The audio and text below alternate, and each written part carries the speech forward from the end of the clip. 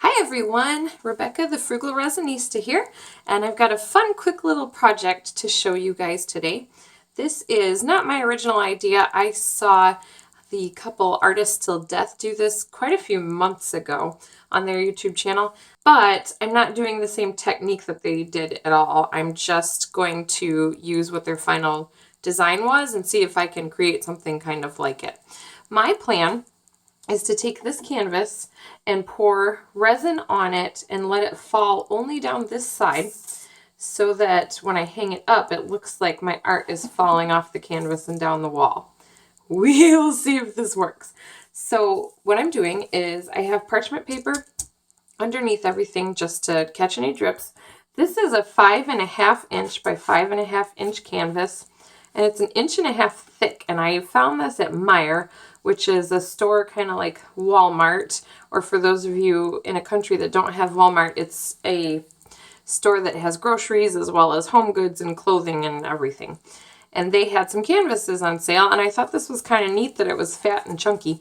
So since I want part of my design to be here, I thought it would be neat to have more space right here. So what I'm going to do is take another piece of parchment paper. I'm going to tape 3 of my edges of this canvas because I will paint the other edges at the end. And I am going to tape my edges and tape this parchment paper to the rest of this. And then when I do my pour, I'm going to put this tile under this end of it so it's angled, so the more resin I add, the more it's going to fall off and come into this part. I don't know how all this is going to work.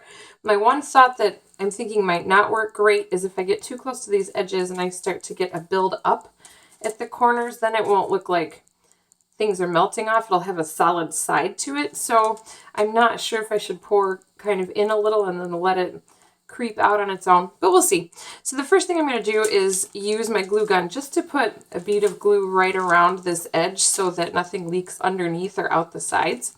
And then from there I will tape, and then we will start pouring. So I will speed this up, and here we go.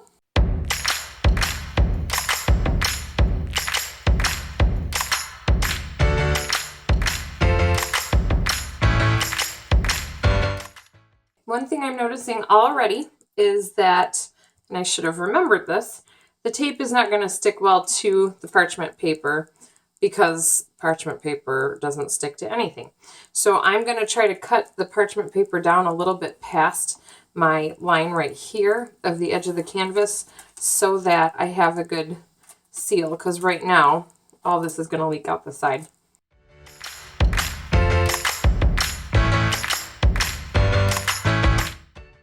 I added a tiny bit more glue just to make sure those little cracks were filled so I don't have resin coming out the wrong way. I will peel that glue off later. If it damages the edges of the canvas at all, I'm going to paint those anyway, so I'm not too worried about that. So I'm going to mix my resin and be right back. Alright, before I do my pour, I'm going to show you guys the colors that I'm using. Now, I did look at this a couple times, and there was a big wrinkle that I could see. I don't know if you guys could see it because it wasn't a tight wrinkle, but it was a big wave in my parchment paper, so I pulled it off and did it again, but I did it the exact same way, so you didn't miss anything.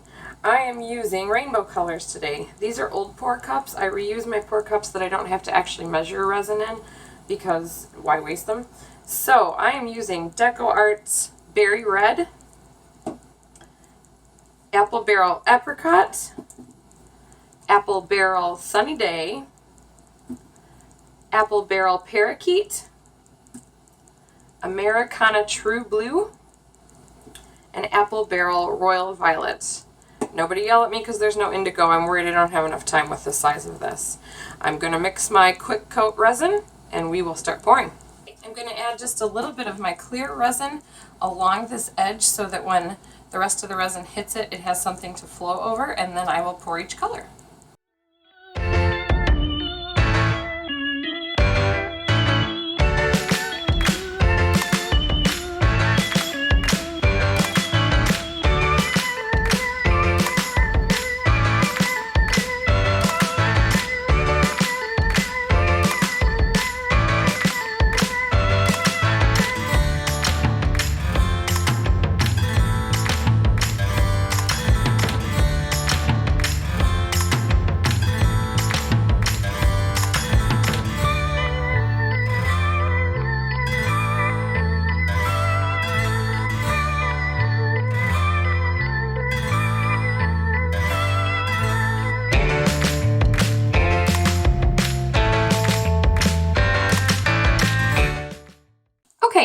been about 3 hours since I did this pour, and it's all hard and dry. And I'm going to move on to the next step. I started thinking about this, and because it's already a bright rainbow and not my typical pour, I'm going to just keep making it as gaudy as possible. So I've grabbed some of these pieces of resin. When I have leftover resin after a pour, I don't want to waste it. I have a bunch of little jewel molds, and I can link you guys to those, but I just pour things in. So I have some red resin that's got red sparkles. I've got a blue diamond that's full of Pearl-X powder, and then I have just some other of my stones and things. So I think what I'm going to do is make this super gaudy, and it'll be like a really cute hanging for one of my kids' rooms or something like that. What I'm going to do is take all this off, and then I'm going to tape underneath and paint around this edge with one of my colors. I'm thinking maybe the blue. And then I'm going to do a flood coat of some more resin, and I'm going to mix it with my Stone Coat Countertops white glitter and do a bunch, because if it's already a rainbow, why not make it as gaudy as possible? This is a fun one. This isn't what I usually do. So here we go.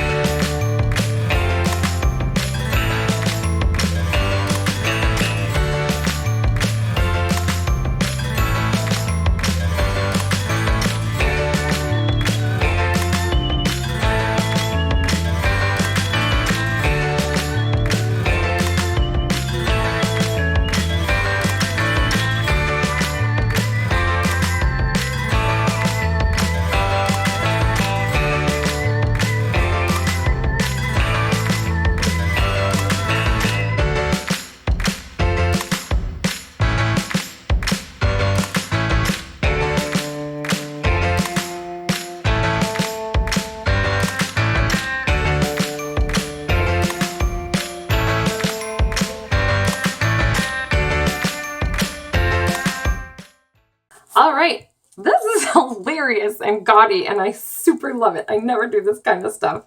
This is really fun. So I am going to let this cure. I have waited till this is pretty hard. It's been about another hour, maybe hour and a half. But I want to peel the tape off the back before this dries for like 24 hours or something. So I am going to take it off here and show you guys how I finish the back of these. I do have a lot of drips underneath, so my cups and everything are all stuck. So this is going to take just a second to loosen things up.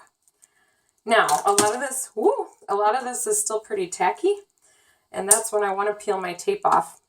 If you guys haven't done much with the backs of these, I don't think I've really taught you guys how I do the backs of these very much, so I'm going to do that real quick too.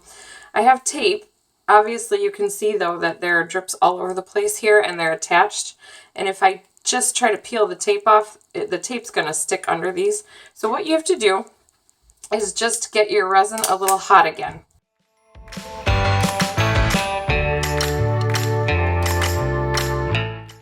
So because I heated this up to get that off, the resin itself is hot and it's still kind of bending a little. So I'm going to let this sit for a little longer on here till it hardens back up and cools off so that it stays flat.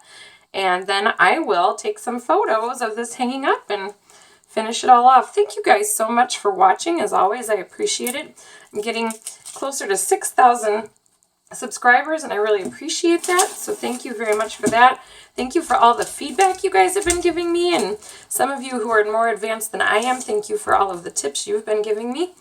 As always, please remember to like and subscribe, and you can follow me on Facebook and on Instagram as the Frugal Resinista.